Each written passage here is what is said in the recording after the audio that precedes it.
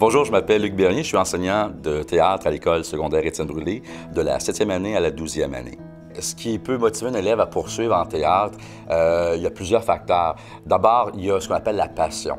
Dès le jeune âge, on sent qu'il y a des jeunes qui sont passionnés pour cet art-là parce qu'ils ont vu soit des films à la télévision ou même les parents eux-mêmes les ont amenés au théâtre, donc ils ont pris goût à ça. Alors quand on a des élèves passionnés avec des enseignants qui savent ce qu'ils font et qui donnent le goût aux élèves, bien, le jeune n'a pas le choix de continuer, puis qu'il va continuer jusqu'au point qu'il va relever plusieurs défis. Et puis c'est sûr qu'avec ça, quand un enseignant s'investit au-delà de la salle de classe, c'est-à-dire de vivre de réelles expériences en théâtre, c'est-à-dire monter une pièce de théâtre, qui n'a pas besoin nécessairement d'être des pièces de 1 heure, 2 heures, ça peut être juste une pièce bien faite, 30 minutes, 20 minutes, mais où on a pris le temps de travailler le jeu, on a fait un petit mini-décor, on a répété fort et qu'on présente ça ensuite aux parents ou aux autres élèves de la classe. Ces petits moments-là deviennent des éléments incitatifs pour dire « Hey, ça vaut la peine de faire du théâtre ». Le théâtre, c'est vraiment un facteur de plein d'éléments qui amènent la motivation. L'expérience de vivre une pièce de théâtre pour de vrai devant public, c'est un élément très important. Mais effectivement, amener les élèves au théâtre, amener les voir les pièces des compagnies professionnelles de notre ville, de notre région, et les amener à rencontrer ces artistes-là, les amener en salle de classe. Moi, par exemple, justement, des élèves qui aujourd'hui ont cru au théâtre, ils sont venus avec moi le soir des premières de théâtre. Je les amenais les vendredis soirs, lorsque, après, on présente les comédiens, où on peut jaser avec les artistes. Ces jeunes-là ont commencé à prendre contact avec eux, à leur poser des questions à eux pour voir quel genre de monde, quel genre de travail que c'est le métier d'acteur.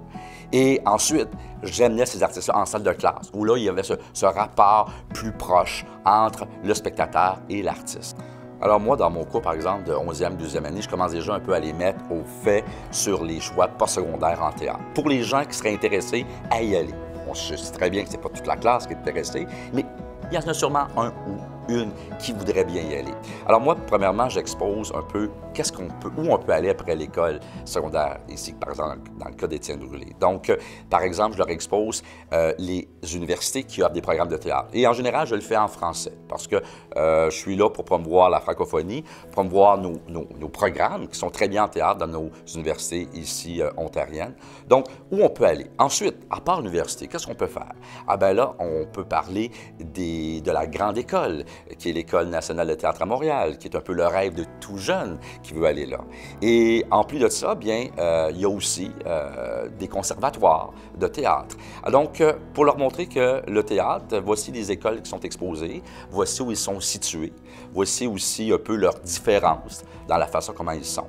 Alors, on va sur Internet, on fait des recherches, on va visiter les sites de ces écoles-là, question de magasiner, de regarder, puis de voir qu'est-ce qu'il y en est pour voir s'il y a des éléments de réponse à ces jeunes-là. Le théâtre, c'est un milieu d'artistes, c'est pas juste un milieu de comédiens-comédiennes, parce qu'on a besoin de d'autres personnes pour que le spectacle ait lieu.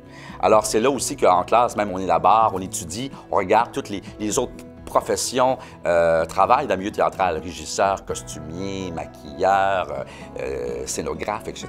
Et là, ben, il y a des gens qui se disent, ben c'est vrai, j'avais pas pensé à ça. Moi, j'aime ça, le décor, j'aime ça, fabriquer, peinturer, ces choses-là. Ah, ben ça devient peut-être le travail de l'un ou de l'une. Le programme 11e, 12e, je trouve que c'est un très bon programme. Je trouve qu'il est très poussé. Il y a beaucoup d'informations. Même au début, quand je l'avais lu, il dépassait même un peu de ce que je m'attendais. J'avais des choses, je m'étais dit, wow, c'est comme, on demande d'apprendre ça, de voir ça. J'ai dit, OK, c'est quand même toute une information très spécifique, parfois aussi très technique, qui vraiment amène le jeune à avoir des connaissances très approfondies dans le milieu théâtral. Alors, je trouve que vraiment, pour un jeune qui s'en va en théâtre, le programme cadre vraiment prépare bien à ce niveau-là. Les élèves qui sont plus sérieux à pouvoir se diriger vers le théâtre, souvent avec eux, au niveau, par exemple, dans un cours, je vais pousser la matière encore plus loin. Sans qu'ils s'en rendent compte, je vais leur donner encore plus de ce que le cours régulier leur donne. Parce que je sais, dans cette classe-là, il y a 1 ou 2 personnes qui démontrent un grand sérieux. De toute façon, ça va servir à tout le restant de la classe. Mais je sais qu'à cause de ces 2 personnes-là, ils vont vivre une expérience, ils vont apprendre des choses que les autres n'auront peut-être pas atteintes. Pour que quand ils arrivent à leur collège, collège ou université, ils seront encore mieux préparés que les autres personnes. De sorte que par quoi? Des lectures ou encore des études plus approfondies de pièces ou encore le choix des textes en classe qu'on va lire. On va aller chercher des classiques dans le domaine du théâtre qui sont peut-être un peu plus poussés en termes de philosophie ou d'études. On va en parler plus. Aussi, avec ces jeunes-là, je vais les inviter à aller voir les pièces de théâtre. On va aller voir même plus de pièces de théâtre. Pas juste dans le cadre du cours, mais je vais les inviter les fins de semaine. Je vais leur dire, regarde, il y a un spectacle qui se passe samedi soir, on présente telle pièce. Ça vous tente-tu de venir? Je vais acheter des billets, on va y aller ensemble. Petit groupe, 4-5 personnes. Et donc, on approfondit, on s'alimente de production théâtrale. Quand quelqu'un fait une audition sur scène, moi, j'en fais des auditions, pas moi personnellement, mais parce que je fais des productions théâtrales. Donc, j'amène des jeunes à faire des auditions. On dit en général qu'une audition, on leur donne un monologue, un texte, on peut faire une audition par improvisation. On dit que tout se décide quasiment dans les 30 premières secondes, la première minute. Même si quelqu'un va avoir un monologue de 5 minutes, dans les 30 premières secondes d'une minute, déjà, la personne qui doit faire un choix par la suite a déjà l'idée de dire oui ou non par rapport au candidat qui se présente. Et l'audition, donc, la première chose que je pourrais mentionner, c'est simplement la spontanéité. Il ne faut pas en mettre trop.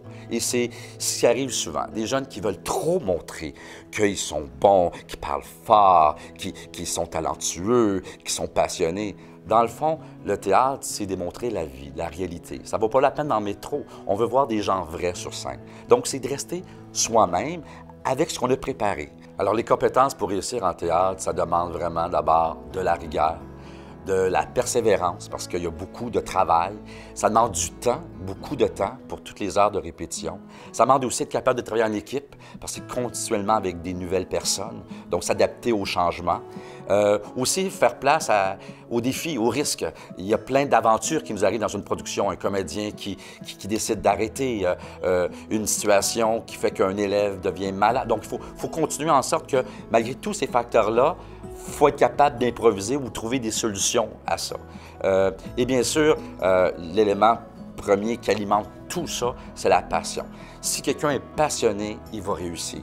Parce que la passion, c'est fort, c'est puissant, on peut aller loin. Et passionné avec des fois un goût, peut-être pas toujours les habiletés, les connaissances, mais ça, les écoles, les collèges sont là pour leur montrer. Fait que quand tu as ce milieu-là, mais que tu veux apprendre, que tu veux réussir, il y a moyen d'aller loin.